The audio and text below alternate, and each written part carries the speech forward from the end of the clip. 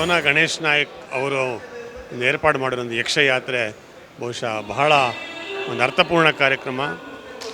ಮಲೆನಾಡಿಂದ ಬಂದವರು ನಮಗೆಲ್ಲ ಯಕ್ಷಗಾನ ಬಾಲ್ಯದಲ್ಲಿ ನೋಡಿದ ನೆನಪು. ಇವತ್ತು ಒಂಥರ ರೀಕ್ರಿಯೇಷನ್.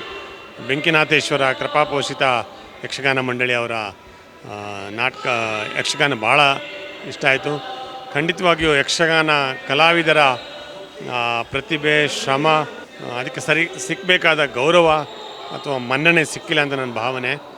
ಖಂಡಿತವಾಗಿ ಯಕ್ಷಗಾನ ಕಲಾವಿದರು ನಮ್ಮ ನಡುವೆ ಇರೋ ಅತ್ಯಂತ ಶ್ರೇಷ್ಠ ಕಲಾವಿದರು ಅಂತ ನನ್ನ ಭಾವನೆ. ಮತ್ತೊಮ್ಮೆ ಎಲ್ಲ ಯಕ್ಷಗಾನ ತಂಡದ ಕಲಾವಿದರಿಗೆ ನಾನು ಅತ್ಯಂತ ಹೃದಯಪೂರ್ವಕ ನಮನಗಳನ್ನು ತೋರಿಸ್ತೀನಿ, ನಮನಗಳನ್ನು ಹೇಳ್ತೀನಿ. ಯಾಕಂದರೆ ತುಳುನಾಡಿನ ಈ ಭವ್ಯವಾದ ಕಲೆಯನ್ನು ಇನ್ನೂ ಜೀವಂತವಾಗಿಸಿರುವ ಕಲಾವಿದರಿಗೆ ನಾವು ಗೌರವವನ್ನು ಸಲ್ಲಿಸಲೇಬೇಕಾಗಿದೆ.